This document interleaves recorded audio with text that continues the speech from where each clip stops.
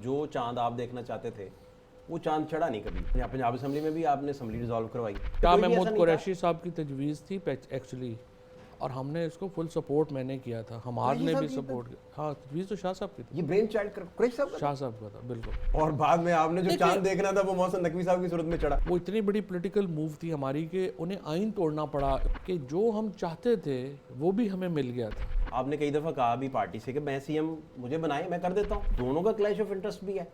शाह महमूद साहब का भी, वो भी सीएम बनना चाहते हैं, आप भी सीएम बनना चाहते हैं। हमने कहा कि इसलिए असम्बली तोड़ के इलेक्शन करवा दें कि हम सीएम बन जाएं। यहाँ पंजाब असम्बली में भी आपने असम्बली डिसॉल्व करवाई।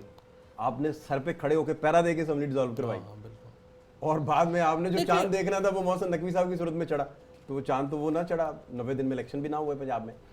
देखिए बात यह है कि वो तो फिर आप जब सिस्टम के अंदर हो ना, तो आप सिस्टम से लड़ना चाहते हैं तो सिस्टम के अंदर रह के तो आप नहीं लड़ सकते। एक ही वोट का फ़र्क था, जब चाहते फारिग हो जाना था। वैसे आप आज पीटीआई की जो हैसियत है, पहली बात तो जो पॉलिटिकल है, वो इतनी बड़ी पॉलिटिकल मूव थी हमारी कि उन्हें आइन तोड़ना पड़ा। उसका सियासी जवाब ही नहीं था, आइन तोड़ना पड़ा 90 दिनों में इलेक्शन ना करवा के। फिर आप देखिए कि उसके बाद मिलिया मेट होगी नून लीग और पीपल्स पार्टी इस चक्कर में कि वो इलेक्शन की तरफ नहीं जाना चाह रहे थे। सो पीटीआई का जो सर्ज है, जो अरूज है, वो तो इन्हीं बड़े फैसलों की वजह से आया है। मैं चौधरी साहब सिर्फ एंड के ऊपर मैं सिर्फ इस पे ये ज़रूर कह देता हूँ कि जो हम चाहते थे वो भी हमें मिल गया था। इलेक्शन भी हमें ऑफर, नून लीग और पीपल्स पार्टी हमारे साथ मान गए।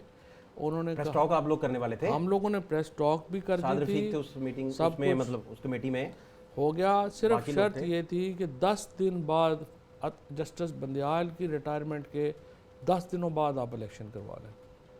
वो अभी तक मुझे समझ नहीं आई कि आखिर खान साहब ने वो वीटो क्यों किया। हालांकि मेरे ख्याल में वो बल्कि आप एक जिस इंटरव्यू में कह रहे मकसद थे, के लिए हमने तोड़ा था वो बल्कि आप एक तोड़ा। इंटरव्यू में कह रहे थे कि खान साहब जब आएंगे तो मैं ये लाजमी हाँ, पूछूंगा ये मैंने पूछना कि उनसे जब भी। इलेक्शन पे माने हुए वो क्यों इनकार बिल ये मेरी थोड़ी समझ जानना से ये बात। चाह रहा हूँ कि इतने एक्सट्रीम स्टेप्स जिसके बाद पॉलिटिकल होल्डर्स को आयन तोड़ना पड़ गया, आप लोग इतने इतने एक्सट्रीम स्टेप्स क्यों ले रहे थे? और मतलब पाकिस्तान में पॉलिटिक्स ही एक्सट्रीम हो रही थी। नॉर्मल पॉलिटिक्स कब हो रही है 3 साल से? जब एक्सट्रीम स्टेप्स तो अब तब ना लें कि जब पॉलिटिक्स नॉर्मल हो रही है। देखें, एक हाल ये भी था जिस तरह मरियम बीबी खामोश हो गई, शहबाज शरीफ खामोश हो गई, एकदम बयानात आना बंद हो गए, डील तय पा गई और वो बाहर चले गए। फिर वो पॉलिटिकल होल्डर बहुत बड़े बन के वापस आ गए और दोबारा से इक़्तिदार में। मैं ये पूछना ये चाह रहा हूँ सिंपल कि क्या कोई और पॉलिटिकल रास्ता नहीं बचा कि सिर्फ एक्सट्रीम स्टेप्स ही ज़रूरी थे, या अब तक ज़रूरी हैं और कोई रास्ता नहीं है, या पॉलिटिकल रास्ते बंद हैं सारे? अब तो खैर एक्सट्रीम स्टेप्स तो सिलेक्शन के बाद तो हमारी तरफ से तो कोई हुआ ही नहीं ना। ये गड्ढापुर जो कर रहे आप हैं ना, नहीं, गड्ढापुर ये चले तो गायब हो जाते हैं बाद में, लेकिन वो politics आते है। तो एक्सट्रीम स्टेप का ही एहतजाज कड़ी लेके आते हैं। एहतजाज ही करना है ना आपने, एहतजाज का हक भी ना। बेसिकली तो आप ये कह रहे हैं कि जब आपको मारें तो आपका रोना भी नहीं चाहिए, ये तो नहीं हो सकता ना। आप जब दीवार से लगा देंगे लोगों को, वो क्या करेंगे? नहीं, मैं एहतजाज तो करेंगे। विक्टिम ब्लेमिंग का मैं सोच भी नहीं सकता। मैं ये कह रहा हूँ कि चलें इसको इस तरह फ्रेज कर लो। चौधरी परवेज़ लाई की भी एक ऑडियो आई थी, तो उसमें स्पेसिफिकली आपका नाम लेके कह रहे थे कि फवाद चौधरी साहब। देखें, इसका दो मतलब आप चाहते तो नहीं होता इस नहीं, तरह। ये सवाल ही पैदा नहीं होता। फैसला तो खान साहब ने करना था ना।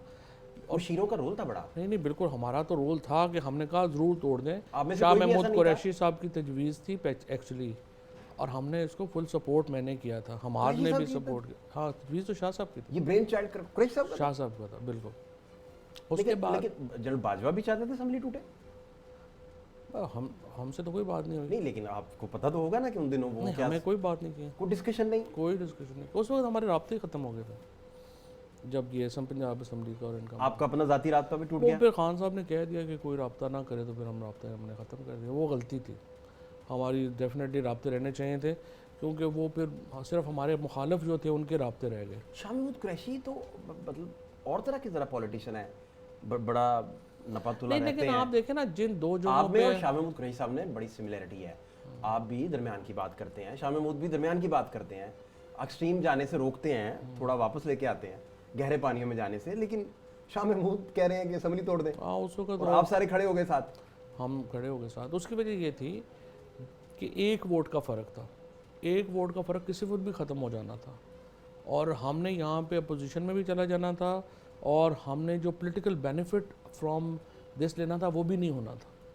तो ये सिस्टम इससे पहले कि वो एक वोट मनूवर करके हमें उड़ा देते ख़त्म कर देते, हमने सिस्टम को ख़त्म कर दिया। और दूसरी बात ये थी कि फिर हमने जो एक्सपेक्टेशन थी कि हमें इलेक्शन मिल जाएगा वो भी हमें मिल गया। वो अब हमने क्यों वीटो किया, वो जिस तरह मैं कह रहा हूँ वो भी मैंने पूछना चाहता मैं खान साहब ने कहा कि मेरी पार्टी में सीएम के इतने कैंडिडेट हैं, अगर मैं आज सीएम अनाउंस कर दूं कि नामजद ये कैंडिडेट होगा तो आप यकीन कीजिए पार्टी टूट जाए। अब मेरा सवाल सुन लीजिएगा, अगर बुज़दार के नॉमिनेशन पे नहीं टूटी तो फिर क्या टूट? मैं सवाल ये है कि शाह महमूद कुरैशी भी सीएम के कैंडिडेट थे, 90 दिन में इलेक्शन होना था, वापस सीएम आ सकते थे, वो कह रहे हैं असम्बली तोड़ दें। आपके ऊपर भी आपकी ख्वाहिश है, आप कहते भी हैं, आपका विजन भी है, आप लेके चल भी सकते हैं। आपने कई दफ़ा कहा भी पार्टी से कि मैं सीएम मुझे बनाए, मैं कर देता हूँ। बल्कि जब 25 सीटें नशिस्तें खाली हुई तो आपने तब भी कहा कि मुझे ऊपर करें, मैं सीएम। तो आप भी उस स्पोर्ट में चले गए। अब दोनों का क्लैश ऑफ इंटरेस्ट भी है, शाह महमूद साहब का भी, वो भी सीएम बनना चाहते हैं, आप भी सीएम बनना चाहते हैं। इस पे क्या आपका टेक है? बेसिकली आप ये कह रहे हैं कि हमने कहा कि इसलिए असम्बली तोड़ के इलेक्शन करवा दें कि हम सीएम बन जाएं, बेसिकली आप ये कह रहे हैं? नहीं, मैं ये नहीं, देखिए बात मैं कतन ये नहीं कह रहा। मैं कह रहा हूँ लेकिन फिर भी आप दोनों पावरफुल कैंडिडेट थे। देखिए उस वक्त फ्रेंकली बात ये थी कि ये जो इलेक्शन थे, ये इलेक्शन तो दो असम्बलियों का मकसद तो इलेक्शन था ही नहीं ना। मकसद तो था नेशनल इलेक्शन फोर्स करवाना, मकसद असम्बली का इलेक्शन तो फोर्स कराना नहीं था। फिर देखें दो असम्बलियाँ जहाँ हमने नहीं तोड़ा, यानी कश्मीर की असम्बली और जीबी की असम्बली, वहाँ देखें हमारे साथ क्या हुआ। आज मुझे बताएं वहाँ भी हमारी पार्लिमानी पार्टी किधर खड़ी है? सारी पार्लिमानी पार्टी जो है वो चली गई नून लीग में। जब आप असम्बली में रहते हैं, जिस तरह अभी भी असम्बली में हो रहा है, आपके 25 लोग जो हैं वो कई कमेटियों के झगड़े पड़ जाते हैं, कई जो हैं वो बाहर जाने के चक्करों में पड़ जाते हैं, कई इसको वैसे ही लिक्विडेटिव ऑफर्स हो जाती हैं। सो इट्स ऑलवेज़, अगर आपने तहरीक चलानी है, ये तो मैंने खान साहब से पहले पूछा था कि हमने पॉलिटिक्स करनी है या आपने एक बड़ी हमने मूवमेंट, उन्होंने कहा नहीं हमने तो ये इससे तो अरे ये इमरान खान का स्टाइल ही नहीं है। ये जो आप बात करें ना कि नवाज़ शरीफ की तरह मरीम की तरह डील कर ले, बाहर चला जाए वापस आ जाए, ये इमरान खान का स्टाइल नहीं है। वो बिल्कुल और तरह का आदमी है और वो कभी भी इस तरह की डीलों में नहीं पड़ने वाला। सो इमरान खान का ये था कि नहीं हमने तो ये नहीं कर रहा। उस वक्त फिर बेस्ट यही था कि आप इलेक्शन फोर्स करवा दें। जिस तरह इक़्तिदार में आए थे वो तो तरीका वही था जो इधर कवानीन है, मरवजा कवानीन है जो जिन रूल के तहत पॉलिटिशियन सियासत में आते हैं, जिस तरह खिड़की खुलती है। नहीं ऐसा नहीं था। देखिए मैं बताऊं, ये तो अब ऐसे फैशन से 2018 के इलेक्शन और 24 को कंपेयर किया जाता है। मेरे घर के बाहर यहाँ लाइनें लगी होती थी टिकटों के लिए कि हमें टिकट लेके दें पीटीआई, और 2018 में भी पीटीआई ही सबसे पॉपुलर पार्टी थी। ये तो ऐसे, हाँ, जो फ़ौज के अंदर भी मैं आपको एक बात बताऊँ, फ़ौज के अंदर जो पॉपुलैरिटी थी 88 में नवाज शरीफ फ़ौज के अंदर पॉपुलर था बिकॉज फ़ौज एंटी भुट्टो थी उस वक्त, ठीक है, और वो समझते थे कि ये उसकी साजिश की है। 2013 ऑनवर्ड फ़ौज प्रो पीटीआई थी। पीटीआई मिडिल क्लास की पॉलिटिक्स करती है। नवाज शरीफ ने 88 में मिडिल क्लास की पॉलिटिक्स की थी। फ़ौज मिडिल क्लास का सबसे ऑर्गेनाइज्ड इदारा है। सो फ़ौज और पीटीआई इस वक्त बिल्कुल, अगर आप एज ए ग्रुप देखेंगे ना, बिल्कुल एक सोच के हामिल लोग हैं। वो एंटी करप्शन सोचते हैं, वो ये जो पैसा है उसकी कंसंट्रेशन के ख़िलाफ़ उनकी एक सोच है, और इसलिए वो सारे जो हैं वो इसको इस तरह से लेके आगे चलते हैं।